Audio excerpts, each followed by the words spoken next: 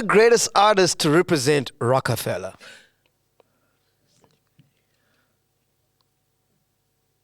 No, they didn't Objectively. answer. Yeah, they don't answer. Feelings aside.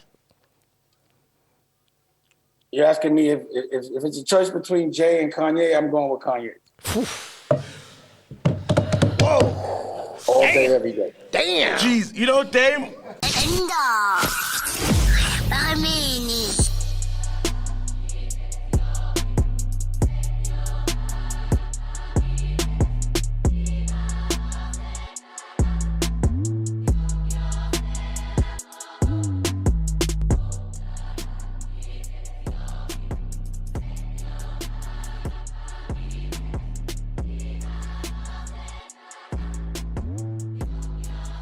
Hey, we got an intro that we do from Africa. It's called Hinda Barimini, so don't be shocked when I start saying that, all right? Yeah, he's not possessed or by evil spirits.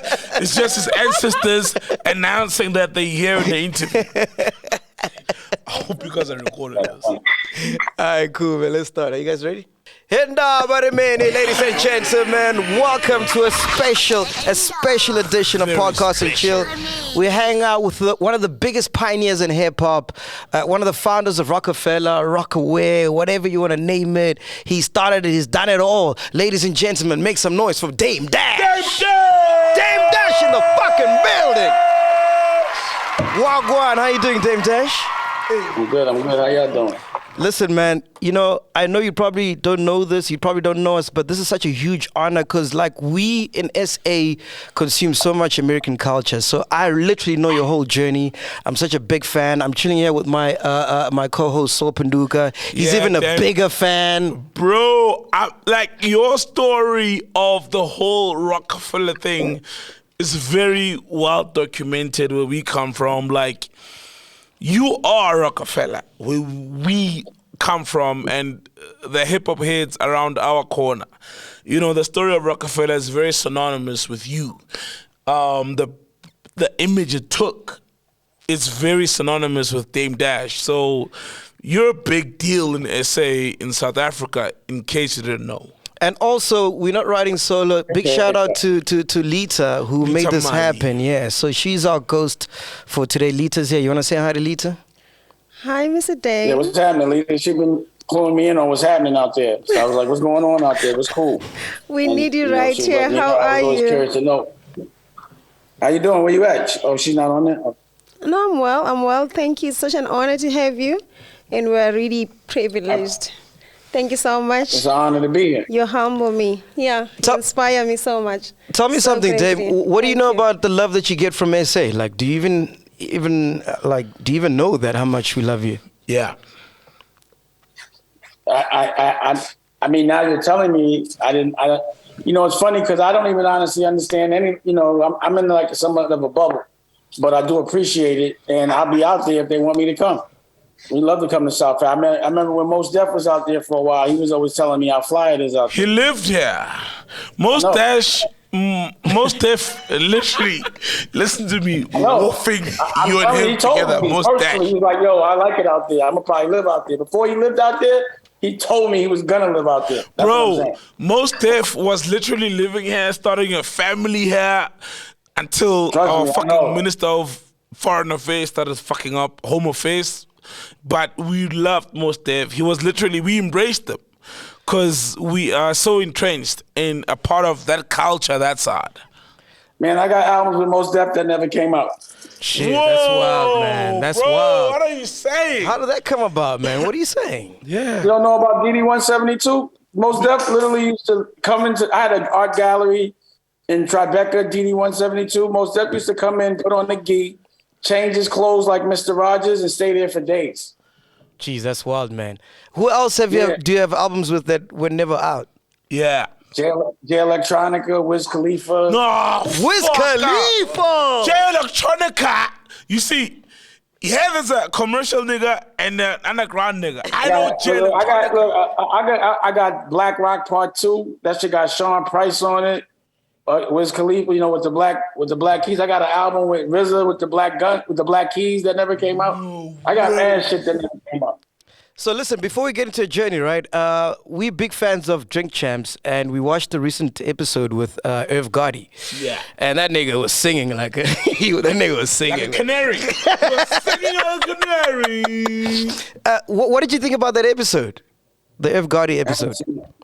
I haven't seen it. Well, just to brief it for you, he was just basically speaking about him and his relationship with Ashanti. That's all he was speaking about for 3 hours.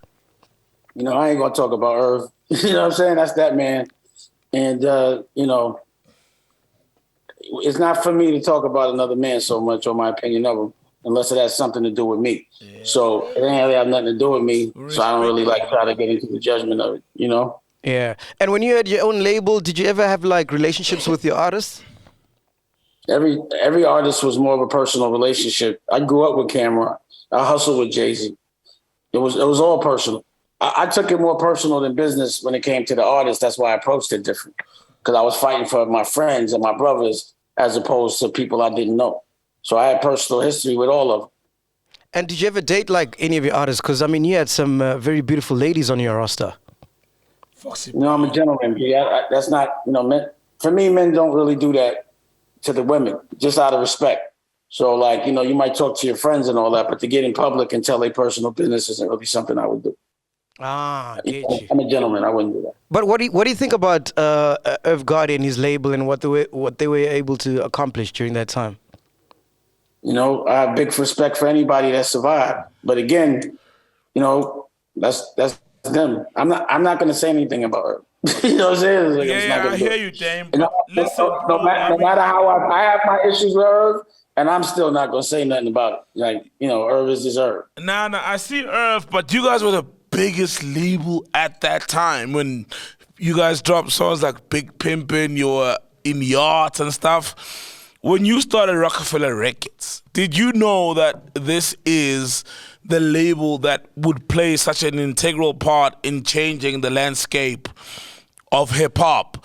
Were you aware that this is what we're creating? 100%.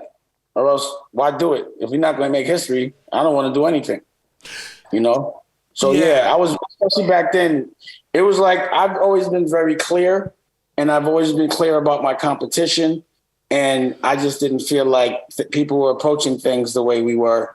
So I always knew that we were going to have a certain amount of success based on how real the stuff we were talking about was. As like a lot of people, like back then, it's a little different now. Like back then, you really couldn't be talking about shit you was doing. You know what I'm saying? So yeah.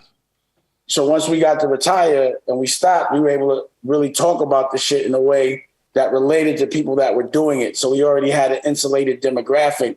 But when you're doing it like that, you know, when you get money and you're young, ain't nobody, especially from Harlem, ain't nobody gonna tell you you're not the coolest motherfucker in the planet, period. So with the cool and with the business and with the longevity and being able to break a social class legally, yeah, we knew we were gonna change the game.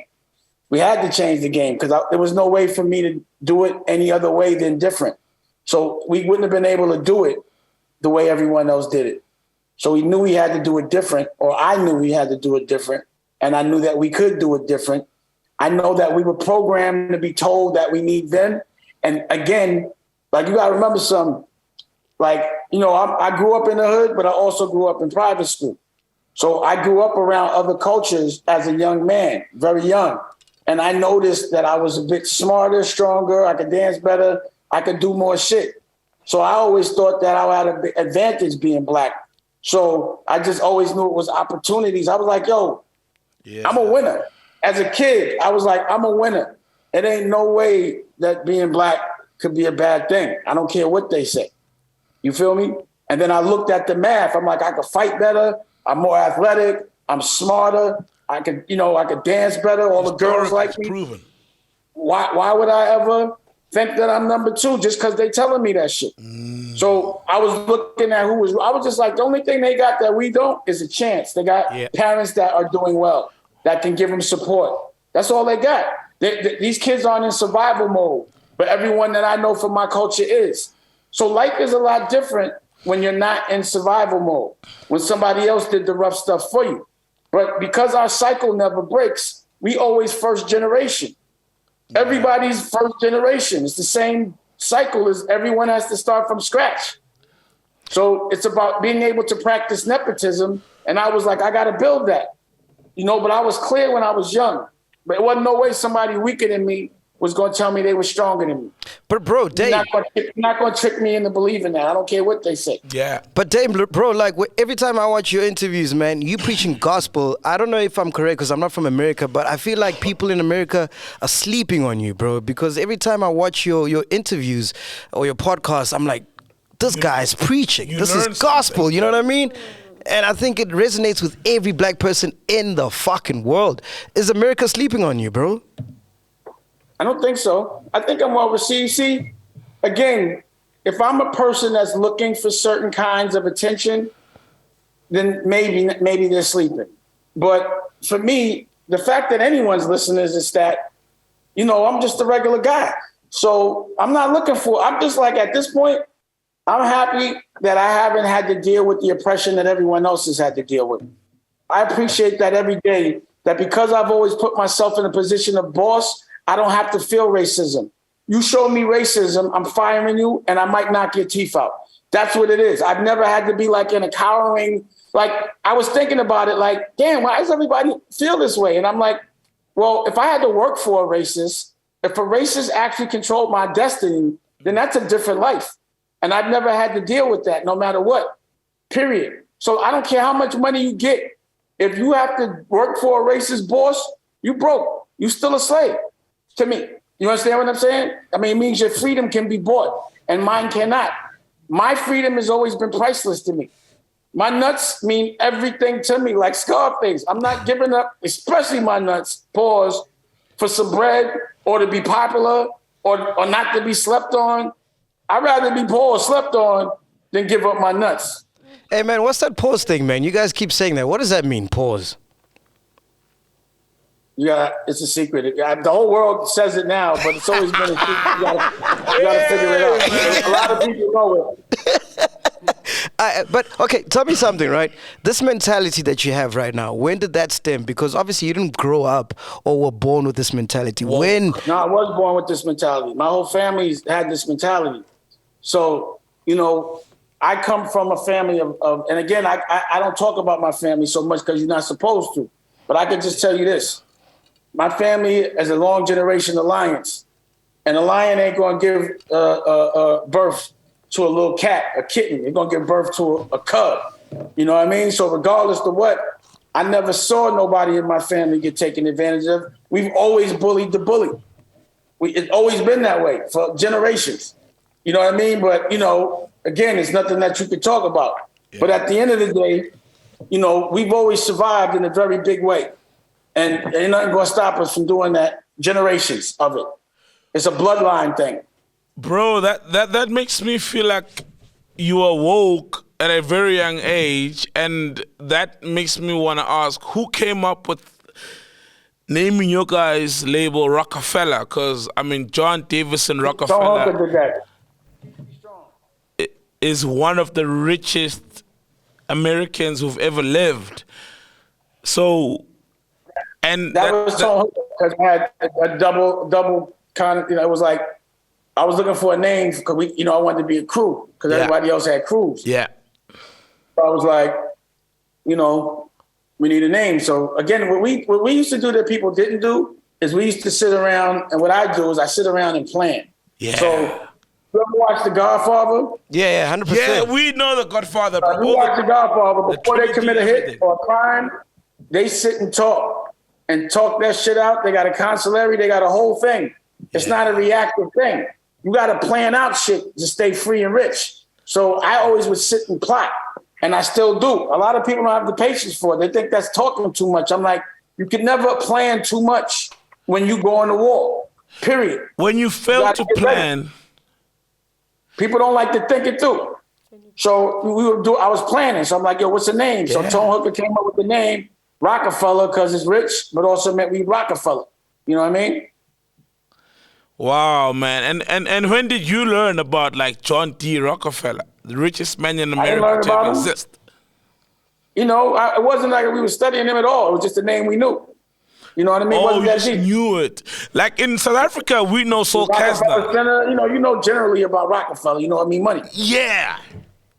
And before, when you guys entered in the scene, which record labels were bossing it at that time? Which labels were fucking shit up before Roc-A-Fella? There was record labels before Roc-A-Fella? No, I'm just playing.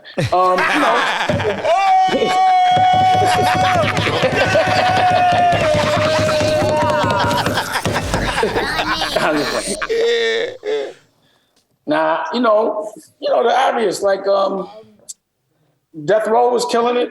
You know what I mean? Like we like Death Row. Yeah. They were killing it. You know, before us, those were, Stax Records. We like Stax Records, shit like that. If you want to go old school, you know what I mean? So it's different people that got that vibe of moving as a unit, but doing other ancillary things. It wasn't just about the music; it was a lifestyle. So anyone that did movies, music, and fashion, and all those things, that's what we were doing and emulating. So like Stax Records had that. They were doing movies. They were gangsters. They was independent. They had black and white people working together. It was cool. So I've always liked to do cool shit. Like I'm not so much on the gangster shit. Yeah. I'm more on the.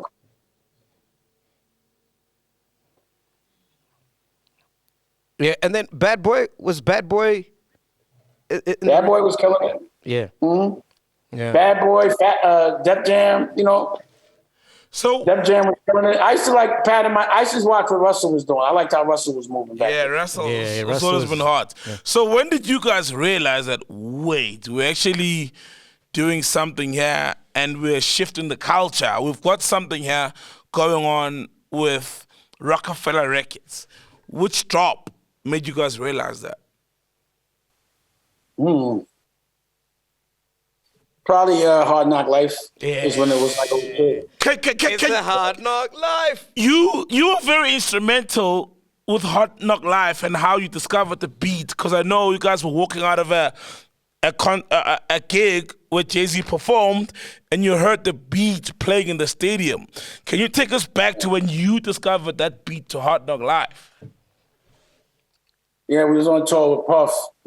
And that shit was making me nauseous every day. I hated being on tour with Puff. Yeah? You know what I'm saying? I was sick. I ain't gonna lie. And we had to open for him and all that. So we always thought we were like one step behind. Like we always thought whoever was doing it was copying us. You know what I'm saying? So it'd be like, what? But they get there quicker because we would do it our way. Anyway, I think we got off the stage and Kid Capri was playing that shit to beat. And I was like, God damn.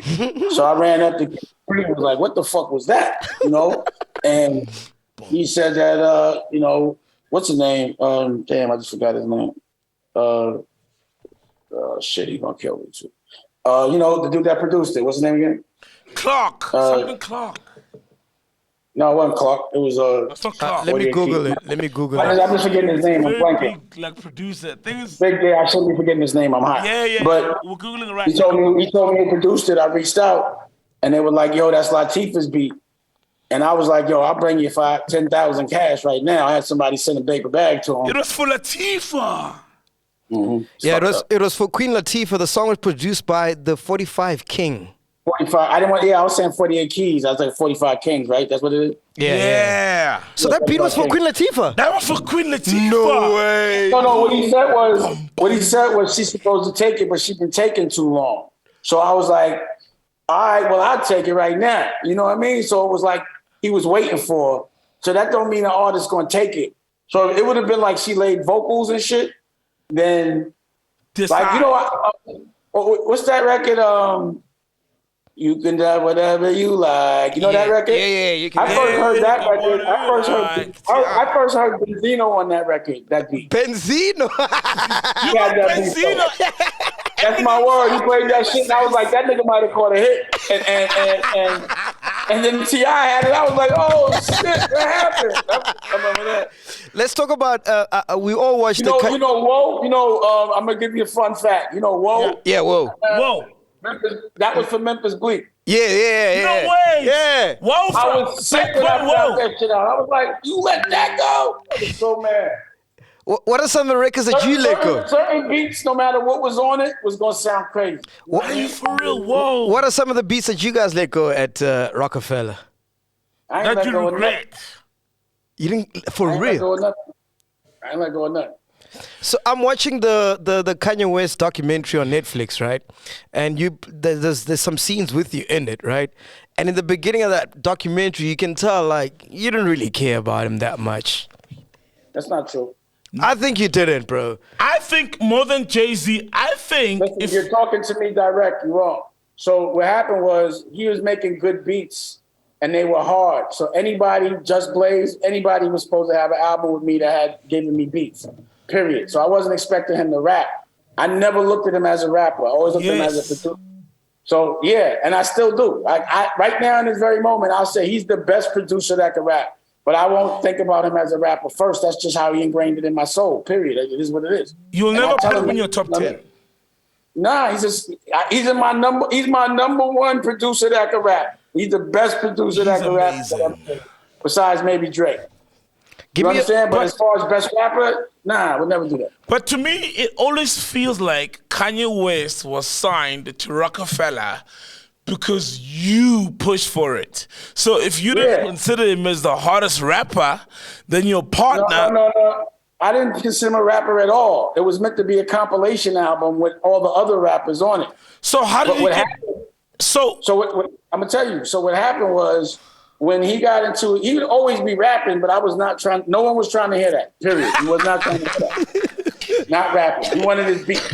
Y'all were going south, he was going west. Nobody was trying. You gotta remember, we was with like it's a whole different thing. Yeah. This is before a certain lifestyle was like, it wasn't that thing right then and there. So no one was looking at him for that. And I already told him he had a record deal, and because he had given us so many good beats. So all that time he was shopping and all that shit. The reason why is I could give a record deal, but I would have to go get it done, signed off by Leo, signed off by Jay, and they weren't signing off on it. So that's what it was. Whoa. But I couldn't go back to Kanye and say, yo, Jay and Leo won't sign off on your shit. Jeez. So I was actually funding that shit. Me and Big sent the nigga we sent them the money. We actually sent them that drum machine and all that. Yeah. I sent that to him, our money. Like it wasn't like, you know what I'm saying? It wasn't like so behind it, like he could emotionally was not stable enough to know the truth. So I would be the bad guy. I'm like, what you think is me? Like, but I'm not gonna do that. I just be like, it's not my job to be throwing niggas under the bus. I just had to get it done.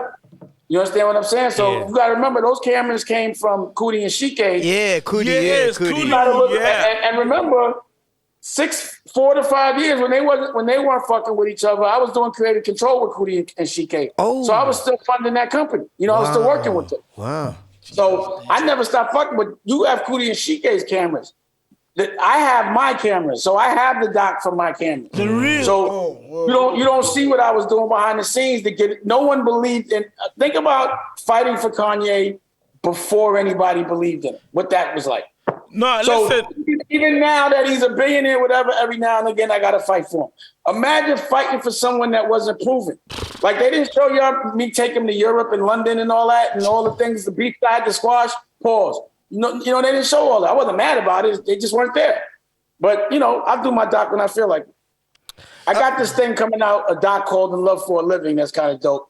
And it shows everything I've been doing sort of after Roc-A-Fella. Because those things, art galleries and all that shit. Shut up. That was really the stuff, the Renaissance shit, that was the most fun for me. Because it wasn't so violent. Wait. The biggest Renaissance. Pause, Dame. Art gallery. Black nigga in art gallery. What are you talking about? Culture. Please explain that. Please explain that. I just felt like opening up. Every time I got walls, it's going to be an art gallery. So I opened up DD 172 in the middle of Tribeca. And that was the place. And again, y'all can Google it or go look at it. It's all documented.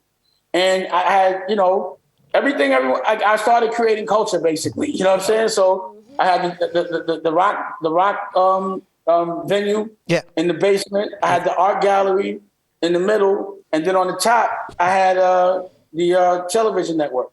And then we had studios and pockets, and just was like bubbles in the middle of the fucking, and shit was like, it was like a place where superheroes went. So at any given night, it would be Wiz Khalifa, Currency, Mos Def, J Electronica with Ski Beats, us just making music, but getting high and just having fun.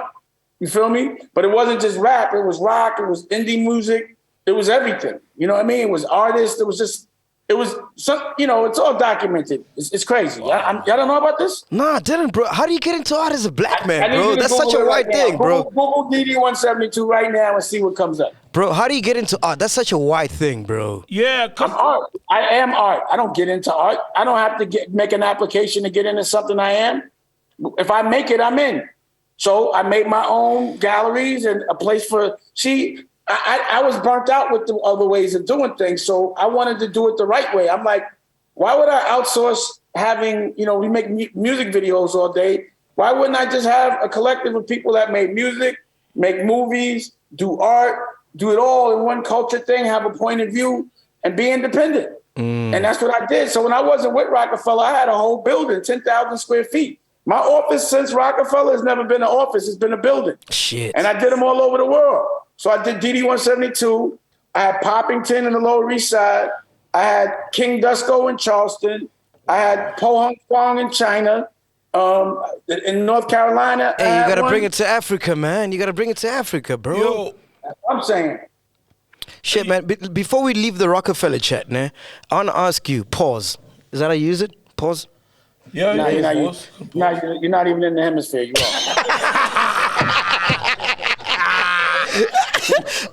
What's the greatest artist to represent Roc-A-Fella?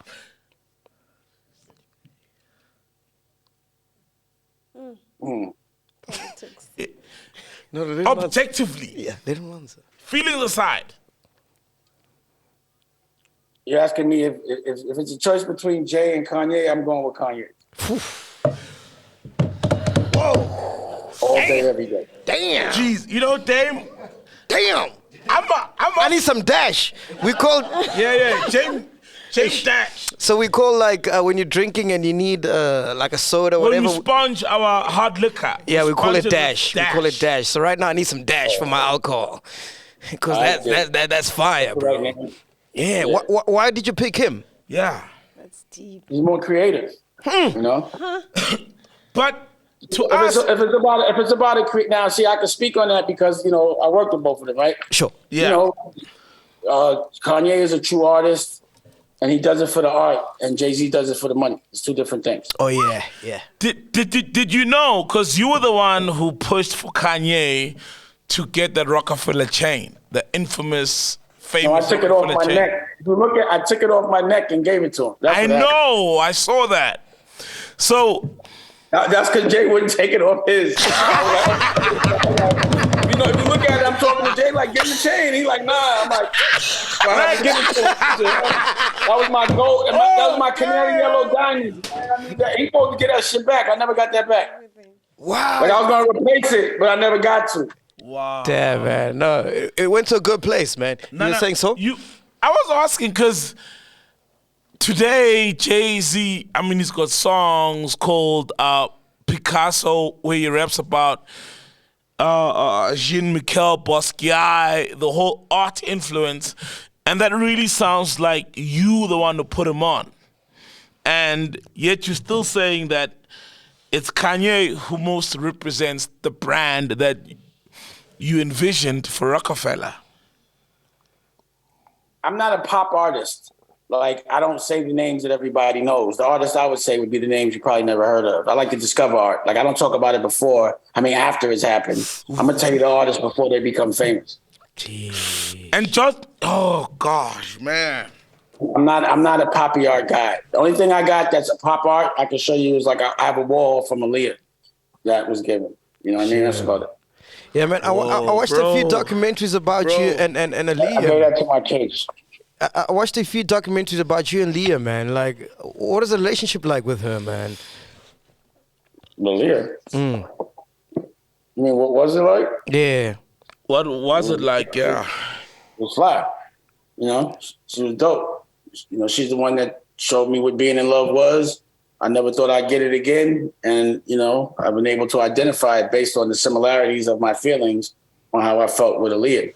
So, you know, she was the coolest. So you were in love with her? Yeah. Completely. What was your last conversation with her? I didn't want her to do the video. Which video? The video that, she was going to do the video, and I was like, yo, I told you he was going, because Hype is the one that added that extra scene. Hype. And I told him, I told her, I was like, yo, he's going to do that to make your budget bigger. And he did it. So she was like, I just got to do this to get it over with. So it was like, all right. So our last conversation was more or less about when next time we were going to see each other was. Wow. Jeez, man, that's wild, man. Listen, man, so in SA, right, I don't know how it is in America, but all our parents teach us to get a 9-to-5, and when you get a 9-to-5, just be grateful that you got a job. How do you... That's the program to keep us controlled. Exactly. So how do you can you teach our audience, how does one become a boss? Because you are the epitome of what a boss is. Boss, nigga. I mean, I remember watching you. You have to have a dream. You have to have a dream. And you have to be able to know how you're going to make your dream come true.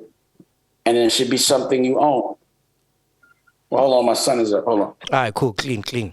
Oh, you said his son is what? His son is calling. His son is asking for money. All right, that's cool. Yeah, it's what time is it here?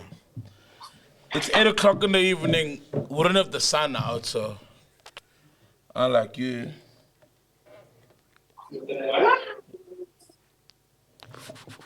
Rock the boat. Hey, he's living nice there. Hey, fucked up, though. Soul. You just took out the sound. Hey. You just took out the sound, man. No, just connect. Hey, man. Hey, Wagwan. What's happening, man? How old is he? What's his name, man? This is Baby Dusko. Baby Dasco. Baby Dasco. Baby Dusko. He's 20 months old. Oh, damn, man. How many kids you got, Wow, Dave? 8 months and 1 year and 8 months. I got like, if you consider adults still kids, I got 5.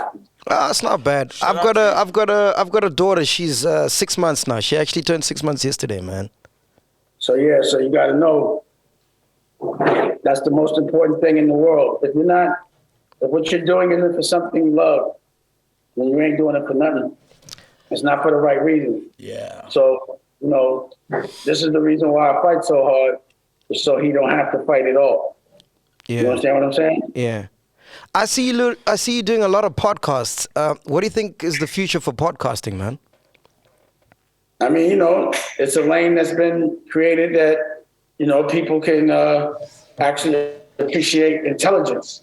So I like the podcast game.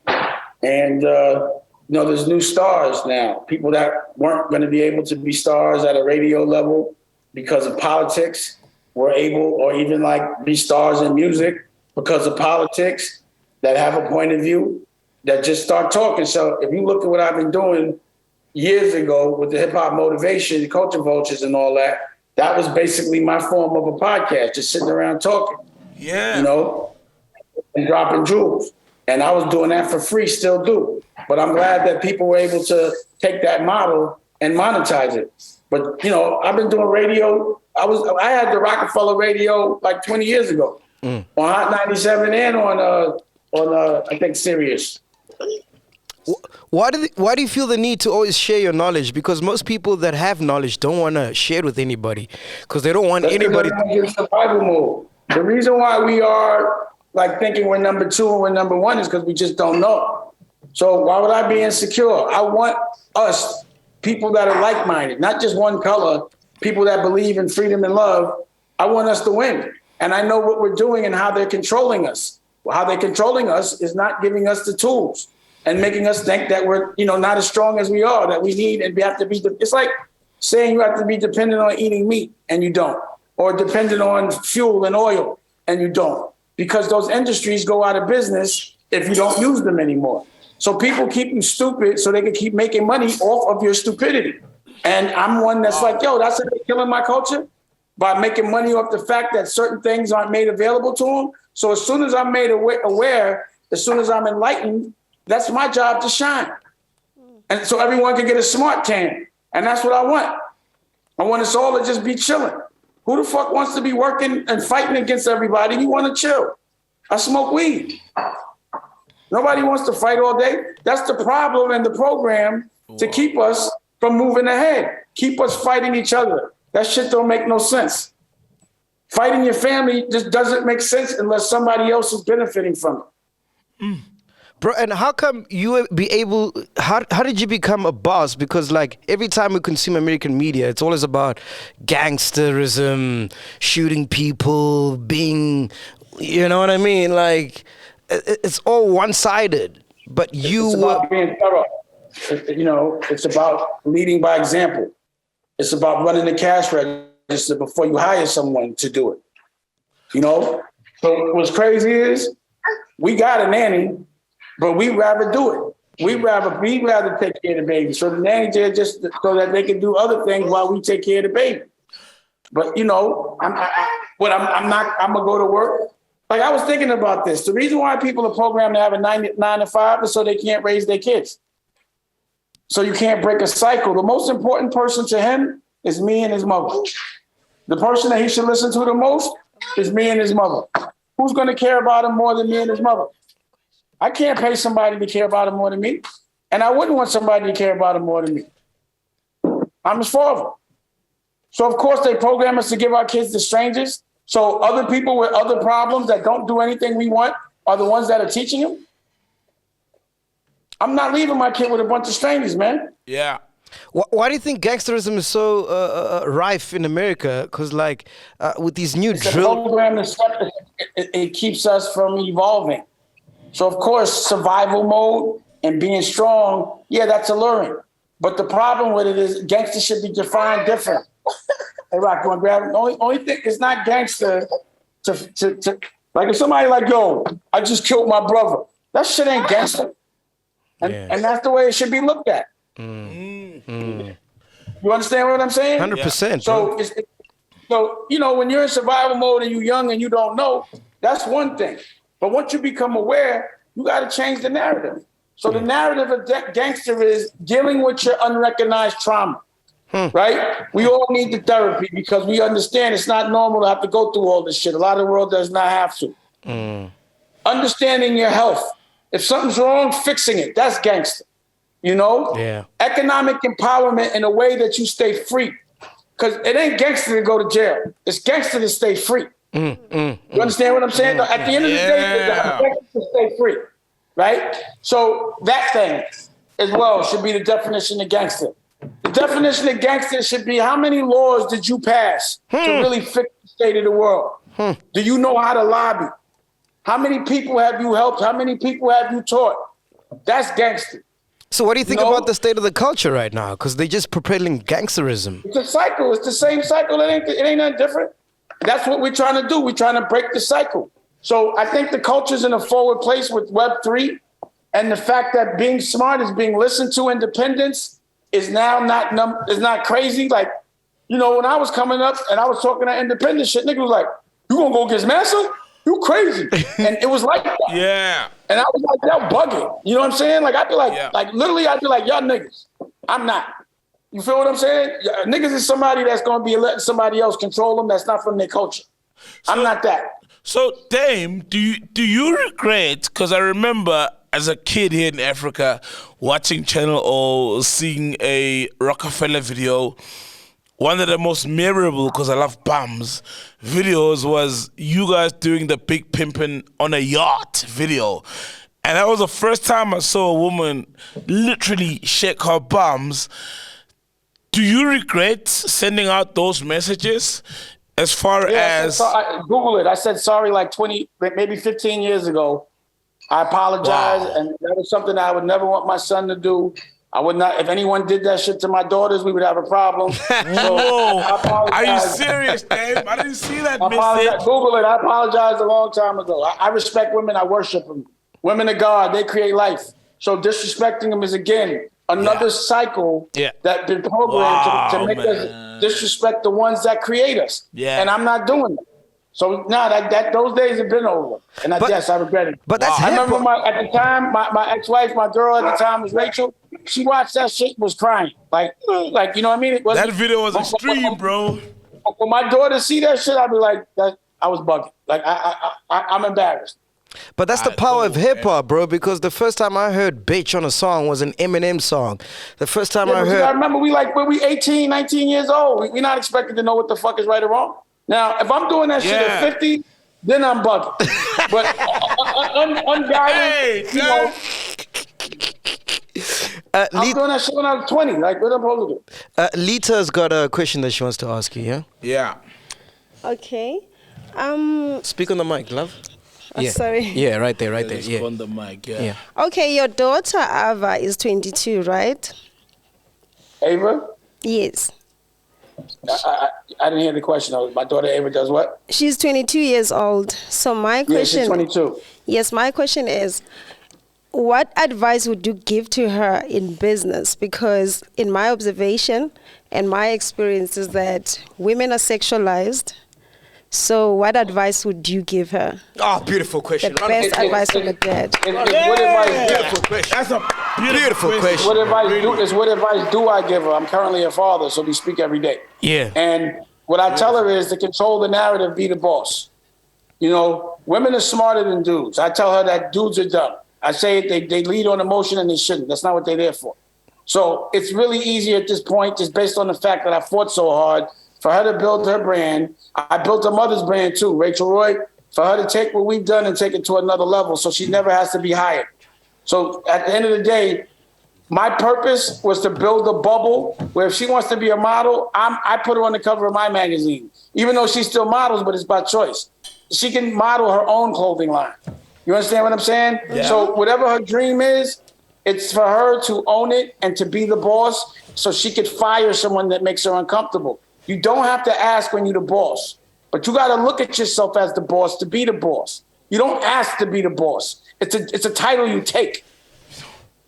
Bro, that's Thank amazing. You so much. Wow. Dave, I wanted to ask you, man, what's your dream for a black child, not just in America, but in South Africa and anybody that's watching this? Because we got viewers all over the world, For man. a child? Black child, Every child. Yeah. So that their mother and father could take off at least the first 3 or 4 years and raise them.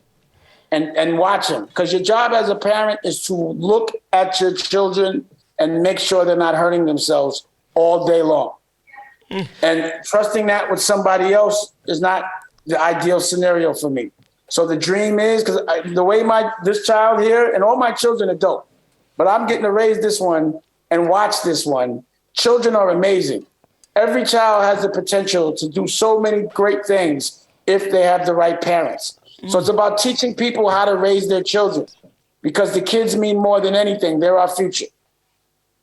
And then what's your relationship with money? Because, like, you know what you're saying, like, you apologize for the Big Pimpin' video, but till this day, like, rappers are still perpetuating that same ladies with bums, money, watches, flashy cars, or whatever. What's your relationship with money?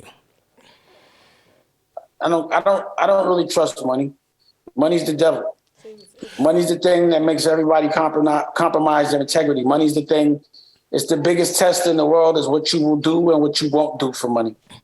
You know? Yeah. That's all money is a big test. Damn. So it's how you make the money. Not all money is good money. I don't fuck with bad money. You know? I won't fuck with people that fuck with bad money. It's temporary money. If you get money in a bad way, you won't enjoy spending it. So if I'm a drug dealer and I've got $1 million bars to drop on Roc-A-Fella, you're going to say no? If you're a drug dealer, I'd laugh at you. I'd be like, why you think I need your $1 million? Hell, damn. I remember as an African child watching MTV Cribs, I think it was, and I saw you wear a shirt and saying you don't repeat a shirt. I thought it was a shirt or a pair of shoes. And you were like, you don't repeat a pair of shoes after a certain while. It was all of it. Do you regret that kind of messaging that you were sending out back then? With you and regrets, man? He was young, dog. He was young. Yeah, but like said, the young kids at 20 years old, at 20, 25, nah, I don't regret that at all. And you know, that's how I feel. If I'm not making the clothes, if I'm going outside every day, I want all my shit crispy. Like it's still the same applies. Like I'm not coming outside in an old shirt. Yeah, I'm not doing. Okay, but speaking about regret, right? What's the one thing you regret? Because what you gotta understand about hip hop, right? It's so fundamental. It literally raised a whole generation in Africa. Simple. Like we talk like you guys, we speak like you guys. Same thing. We dress like you guys. You understand what I'm saying? That's how much impact you had. What's the question? What do you regret from, like, you know, when you at the height of your Why would I career? regret anything? I love that answer, bro. No, I'm Because asking, that's your why would I journey. I did everything. I did everything that everyone in the world wants to do. Why would I regret anything? At the height of your career, how much money were you making, Dame? I never count my money. Who does that?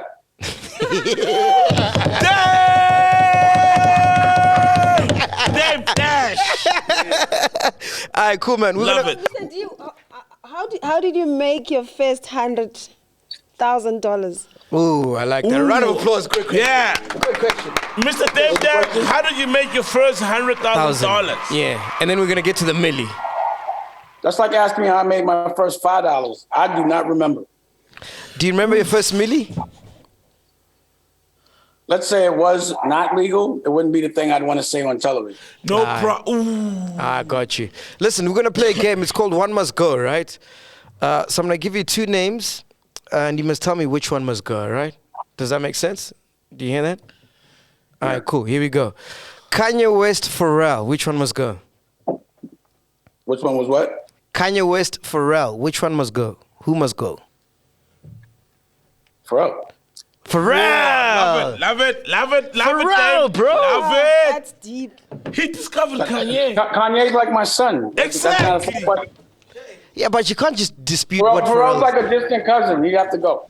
Just do it for That's later. it. That's You can't dispute what Pharrell has done for the game. Bro, man. you It's like, man, how you gonna tell me what to do? Just do it for the ladies. That's how I feel. I would be like, it's not even a question. I'd be like, all right, peace. All right, Kanye's cool. family, bro. All right, cool. Next one. Joe Biden versus Noriega from Drunk Champs. Which podcast must go? Podcast niggas. For straight rap, No. Podcasting. Which podcast must Everything. go? somebody has to go. Again, you took both of them were signed to Roc-A-Fella. Yeah, so you got to tell us which one must go. Is it the Joe Biden podcast? You can't ask nobody what they gonna do with their family. They both the same to me. They both gotta go. Yo, bro. Yo, Dave, you are the first guy to ever say both niggas must go. We love that. We love that. All right, next one. Ain't making no choices. Take them both. You feel me? Nigga, love it. All right, next one. Drake versus Lil Wayne. Who's got to go? I don't know. Like I said, they both gotta go. If one don't go, Come Now on, Dave. it's I can't do it. Got They're two different generations. One is important for one generation, and one is important. There's no Drake without Lil Wayne, so it's hard to do that. Gun to So your head. if you take Lil Wayne, then there won't be no Drake, maybe. You know what I'm saying? Gun to your head. Who's got to go? Gun to your Drake head. or Lil Wayne? Come on, you're a G. Come on. Gun to your head, fam. Nah, I don't know. I'm not doing that one. I don't know. It's a tie to me. Like again, God damn. it'd be like you fuck away. Okay, let me ask you a question. Yeah. If you took Lil Wayne away, would there be a Drake? No, it's not about that, though. It's about who's So better. I'm asking you. My question it is Because about he that. signed Drake. Okay, I'll take Lil Wayne. That's what I'm saying. You're acting like if you take somebody farther, then they don't have that son. I'd say Drake must go, right? For me, the reason why I'd say Drake must go, he's one-dimensional. With Lil Wayne, like, he raps about fucking hoes, and then he raps about loving hoes, and then he raps about real shit. You know, where Drake is one-dimensional. It's just about the ladies. And Yeah, I don't think about it that deep, bro. that's the problem. That's why you can't answer. I'm not. To be honest, I'm not really sitting. Me personally, no disrespect to anybody else, Yeah. but I'm not into hearing other dudes talk so much. So I'll be out here. I'm not that interested. It's like if it makes me dance and it's cool, I fuck with it. But the substance of what people are saying, I don't have such an expectation. So I'm not really listening like that. You know what I mean? It's just not. I'm not. That's not me. I'm not. Like I know I can tell you right now. Like Jay Electronica to me lyrically was like ill. Like Yeah. You know, I know niggas that can rap. Yeah. It ain't gonna mean he gonna make the best records. You know what I'm saying? Now I got you. Let's move on, and hopefully you answer this one. Eminem, Jay-Z, who's gotta go? Eminem. No ways. You're fucking kidding me. Yo, bro, I respect Slim you. Shady. Time out. I respect you for that. Wait, time out. Just because of the narrative, I'm not gonna choose a white man over a black man any day. That's why I said I respect you for that. That's why I said I respect At the end of you the for day, that. culture comes before a personal relationship. Yeah, but Slim Yes. Shady's hot though. Fuck y'all niggas. I grew up on Slim No, Shady. I stick to the script. I'm going with us no matter what. I got to. You stick to the blueprint. You stick to the blueprint.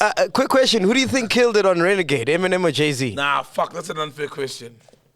Hey, I don't even think about it. all right, cool. Last one. One must go. Rihanna, Beyonce. Who? Rihanna or Beyonce? Both. I ain't gonna do that. Come on.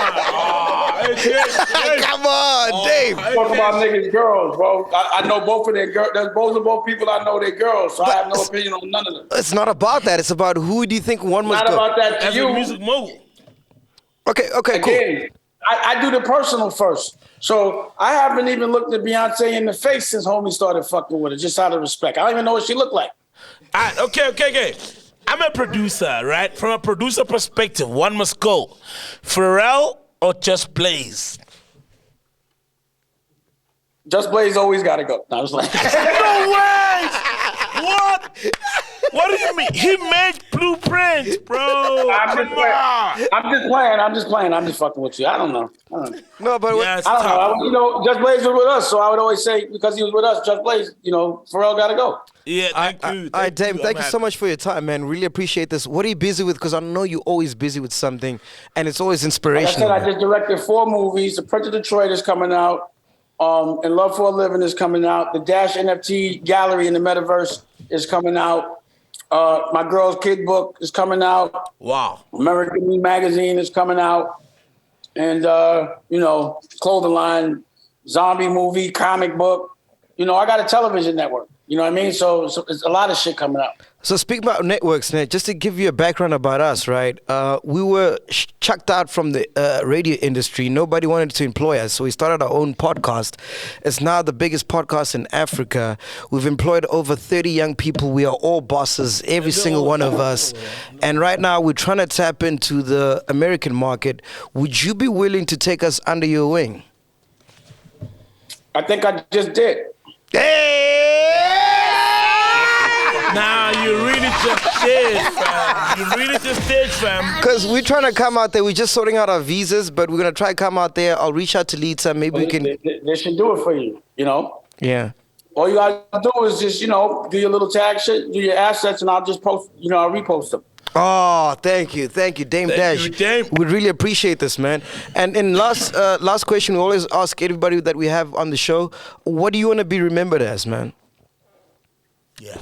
As a warrior, like Alexander the Great or Julius Caesar, but the good kind that doesn't get clipped too early. So I fight for what I love. I'm not an actor. I'm not a rapper. I'm not an entertainer. I'm a warrior. You understand what I'm saying? Yeah. Thank you. I think you're more of a Shaka Zulu. Do you know Shaka Let me Zulu? show. Hey, look, check this out. Yeah. You got the perfect DD t-shirt, boom, boom. Oh, wow. Socks, boom, boom. You feel me? Yeah, It's a man. lifestyle. Yeah. In South Africa. Yeah, man. You know what, Dame Dash, in an interview I once saw, he said he can't wear another man's clothes, so he makes his own clothes. He doesn't feel comfortable. Yeah. Well, what happened was I ran into Ralph Lauren at a party once, and I'm arrogant, and he was just grinning and shit. And when I walked away, I realized I had a Purple Label shit on. I was like, how am I? You know what I mean? I was like, it just felt terrible. Yeah. So I didn't want to walk. Unless I know you, and you're alive, and I walk in and I'm wearing your name on me, it's a little embarrassing to me. How much you worth right now, Dame? Huh? How much you worth right now? It doesn't count. What, you the IRS? All right, Lita, you got last question that you want to ask him? Do you vibe with Amapiano? Oh, yes, And African... So she's asking, do you vibe with Amapiano? It's a big genre from Africa right now, especially South Africa. Yeah. Put me on. I want to hear it all. Clean. So, Pinduka, you got a question that you want to ask him? No, you See, I've been asking. As soon as I met her, I was like, what's going on out there? Show me the culture. Bro, we've got Amapiano. It's massive. I was out in the UK the other day. It's huge there. P. Diddy has put it in his stories when he's posting with Kabza the Small. Yes. Like, it's not big in America yet, but once America endorses it, I think it's going to take over the world. Good. We need something new. And it's a different sound, man. It's a different sound. Yo, Dave, my question is, I remember listening to, I forgot which album, I think it was a Black album, and it was Lost Ones, where Jay-Z said, motherfucking sing, they made Hove, so make another Hove. Do you feel like that's been the story of your life, where people are like, oh, you discovered Jay-Z, how come when you parted ways? I don't want to make another Hove. I don't want to do that. You gotta remember, like, I did a Rachel Roy, a Kevin Hart, pause, Lee Daniels. I mean, how much shit do I gotta do? You know what I'm saying? Like, there's not an industry that you can name that I didn't put somebody on. So you gotta remember, I directed Kevin Hart's first 2 movies. I discovered him off his stage. I funded Lee Daniels' first movies. You know what I'm saying? I funded, I created the Rachel Roy brand in fashion. Yeah. So I just go in other industries, even in art. You know, I've broken artists like BK the Artist and things like that. So I don't want to sell the same drugs. I don't want to sell, it's like, I already did that drug. So I don't think about that at all. I didn't even take offense to it. Again, any acknowledgement of me in any kind of record, especially by someone that's legendary, it's all good. Keep talking, bad or good. I'm with it. In all honesty, I respect you, man, and I feel like you're an honest nigga, dog. I don't want to disrespect you, and you don't have to answer this question if you don't want to. But why is it that you never want to speak about your fallout with Jay-Z? Because I'm not a girl.